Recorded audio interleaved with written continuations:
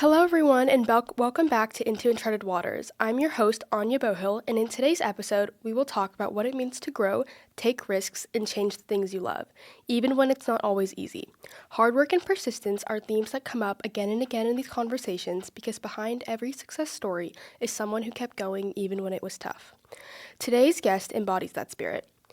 Sanjana Rajagopalan is an actor and musician who you might recognize as Zia from The Really Loud House. Beyond acting, she's also stepping into the music world with her debut single, Neptune.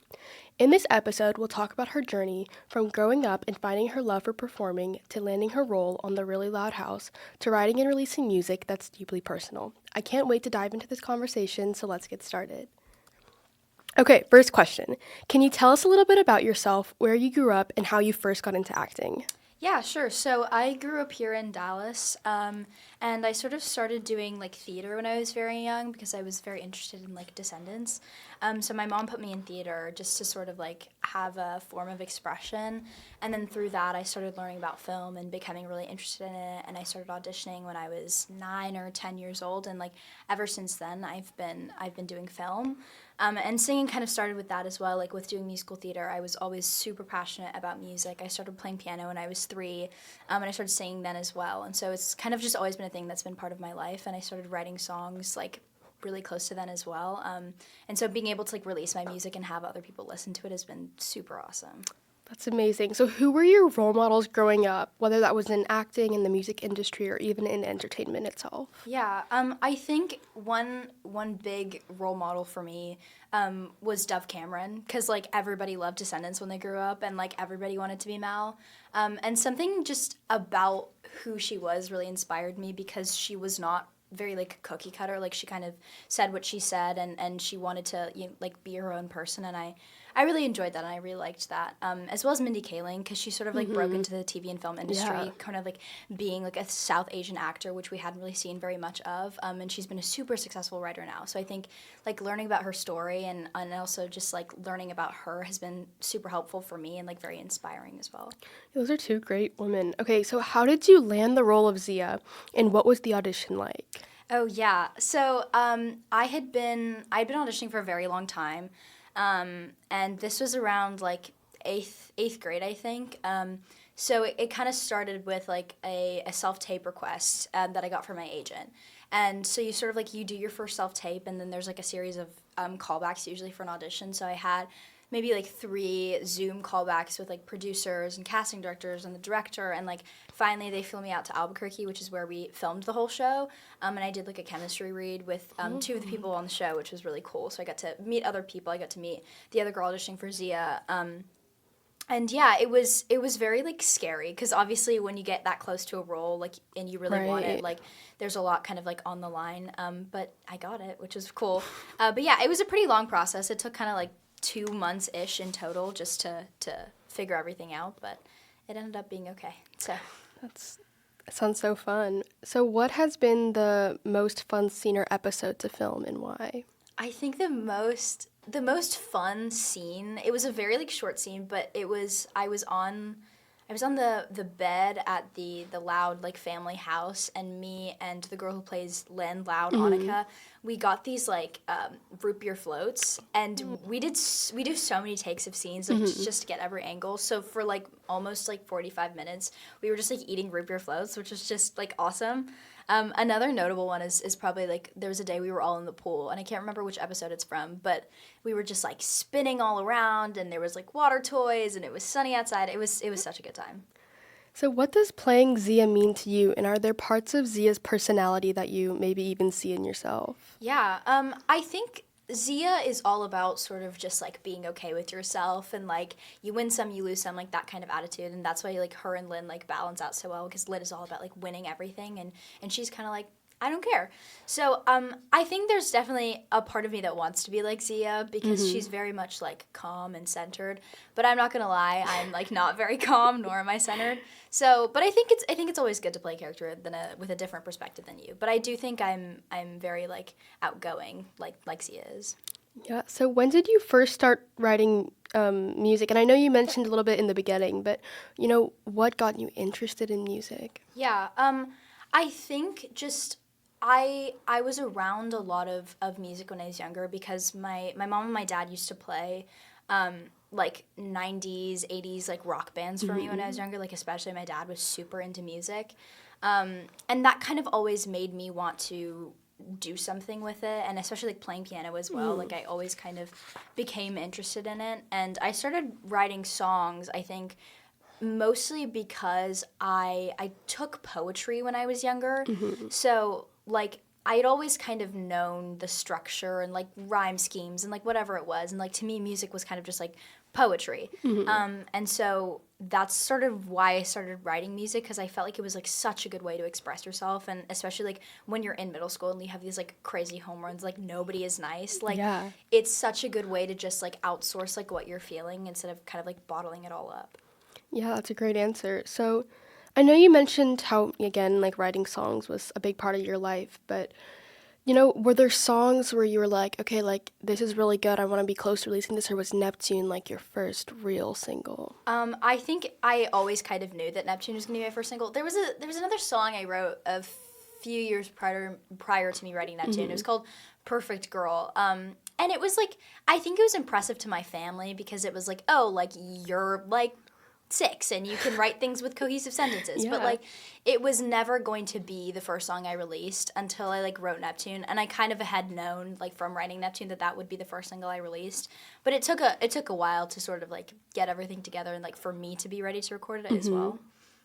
So this question, I guess, is more of a general question, but, I think nerves are a big thing, especially when, you're going to, put something out there musically. So, like, what gave you the confidence to do that? But also, whether that was through the whole music process and releasing a song or even just acting and, being on millions of people's screens, how did you handle those nerves? Yeah, I mean, I'm not gonna lie, it was definitely super scary. Like, I would love to just like sit here and be like, yeah, like I was super confident in everything, but like you do always care about like what other people are gonna think, Right. and like that is definitely like being in film since I was young has like very much helped me with like the idea of like rejection or the idea of like people not always liking what you're doing. So I think I had been used to that, but like music is very like personal. And so I was nervous to release it because like my close friends and my family had like listened to it, but like for the larger like majority of the people I knew, like they'd never really like heard anything like this. And so I was really scared of what people were gonna think or like if it was good. And like honestly, like just being able to release it like really made me super confident because I'm like, well, people don't like it, but like it's out there and like Right. this is like what I have to offer. So I think like knowing that like it's what you love and it doesn't matter if it's what somebody else loves, but like knowing like this is who I am and like this is what I want to release was what helped me with the whole being scared thing.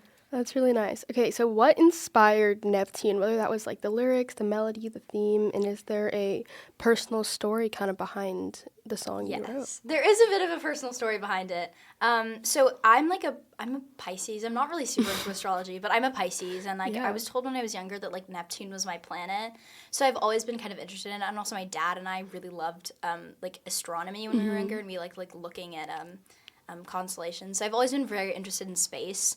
And so Neptune kind of came about because I had this friend in middle school who like we were super close for like most of our lives, and it was sort of this like constant back and forth relationship of like us fighting with each other and like us like wanting to like not be each other's friends or be each other's friends. So like at the end of the day we would always sort of like come back to each other, and I thought it was kind of a lot like a breakup, like in the sense that like you're breaking up with somebody and you're like getting back together with them. And so I think for me, like also because I had listened to a lot of music like that, I wanted to format it in a way that was really relatable to other people. So that sort of like inspired the idea around Neptune, and then also kind of my background like being interested in space kind of Yeah. like made it what it was. Oh, that's amazing. Okay, so who did your like production and arrangement? I guess this is more of like a logistics question, but what was studio time like, and did you have any memorable moments when you were recording? Yeah. So I recorded I recorded with a guy named Mike Manning, and he was my he was my guitar coach for a really long time. I started playing in like 7th grade. And he had always known that I had written music, but I wasn't really ready until then. And sort of studio time was like very, very long. Like it takes a long time to Yeah. record a song, and I didn't realize that until I was in the studio recording the song. And I think he said there were over like 1,000 different like snippets of different takes with like harmonies Oh my and goodness. whatever that was on there. Like it took a really, really long time. And it was very much like a kind of monotonous process because you would go back, like fix a clip, go back, do the same thing over and over again. But it was never boring. It was always super fun, especially because like I got to, like contribute to what I wanted, and Mike would always, like tell me like, hey, this works, this doesn't work. I think one really memorable moment in the studio was when Mike started playing the song like himself, and he started singing it on the guitar, which was really cute. But obviously it was a very different version of the song. But yeah, it was cool. That's cool. So how do you balance acting, music, school, and just other aspects of your life? Was there anything you had to give up or even juggle? Because, in here we talk a lot about time management. I think as a high schooler also, that's something that definitely should be taken into consideration. So how did you navigate all that? Yeah. I mean, it is, especially with the acting side of it as well, it is kind of hard to figure out what you're prioritizing and what you want to do. But at the end of the day, like my parents have always been very supportive of it, so that's been a very big part, and especially my friends as well. I did I had like other extracurriculars that I did have to give up, and obviously like that sucked because you want to be able to do everything. But I think knowing that it was my passion, it was something that I really wanted to do, was obviously really helpful. Kind of like using every hour of the day that I could. And trying to be as productive as possible. Like, I'm not going to sit here and say I have the best time management, but I do definitely try really hard. And just, like, knowing, like, when to prioritize what and sort of, especially, like, getting into high school, it's become a lot tougher. Like, middle school was middle school. But I think, especially when your grades matter and especially when, you have a lot of work, it does become, like, very stressful. But I think just, like, knowing that you have a passion for something and knowing like that's what you want to do like always drives me and like motivates me to keep on writing and to keep on recording stuff. Yeah, that's an incredible answer. So what are some skills from acting that you've seen help you in music or even vice versa? But also, I mean, maybe just skills in general that you've learned from your past experiences that have helped you even in life. Yeah. I think one thing with acting is like I was kind of talking about it earlier, but like knowing how to deal with rejection and also having like some kind of form of self-assurance, because I mean it's very easy to like take all of the rejections because like every actor auditions for so many things and they book like 2 of them, and knowing how to take that in the sense of it's not about who I am or what I'm doing, it's just about what happened then. And like being confident in yourself and your own talent and what you're doing. And I think that's also something that translates to music and just like life in general. It's just like having confidence in yourself and like knowing like I'm good enough to do this, but it's not always going to be about like how talented I am. It's going to be about like different things. And you definitely learn that from acting. And I think there's also like a side of like creativity and sort of like thinking out of the box that comes with both of them, because you're constantly interacting with different creative teams and different people who want different things, and you sort of, less with acting, but you always get to put in your perspective and put your own kind of take on it. And I think that that's been really cool, just especially in the way that I think now. I think I have a very like creative brain in the sense that like I kind of go to like the first answer that's sort of elusive in a way. But I kind of like the way that that's the way that my brain works, because it makes me think about things a little bit differently, which is, it's really cool to work with other people then, because like we have a bunch of different perspectives. I think that was worded perfectly. So where do you see yourself heading next, and do you have any future goals for what you want to do, whether that's more acting jobs or even putting more music out there? Yeah, I mean I'm always auditioning, and it's always a lot. But I think in terms of music, I'm currently working on like the rest of my EP, which is kind of like a shorter version of an album. So I've just finished recording my second single, Punch. Oh, nice. And then after that, I'm recording maybe 3 or 4 more, and hopefully that'll be out in the near future. Amazing. But that's what I'm planning to do next, and hopefully just like making music forever, because I love doing it. Yeah.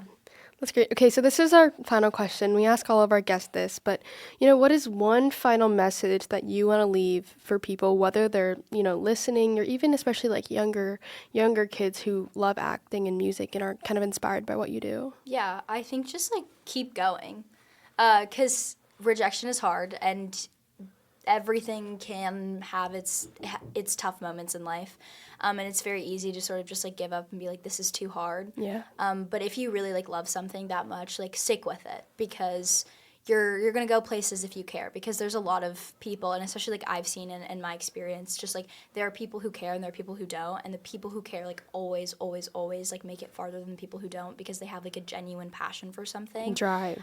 Yeah, drive, exactly. So I think that's just the most important. Like, be passionate about what you're doing and keep going. Yeah. Okay, perfect. Well, thank you so much.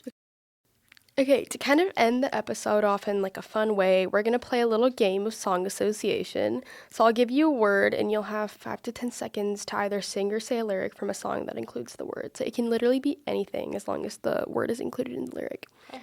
So the first word is light. Probably Let the Light In by Lana Del Rey. I feel like that's a good one. That's a good one. Yeah. Okay, love. I Want to Know What Love Is by Whitney Houston. Yeah. I want to know what love is. Yeah. Like Taylor Swift, Love Story. Oh, yeah, that's a good one as well. Yeah. Okay, ocean.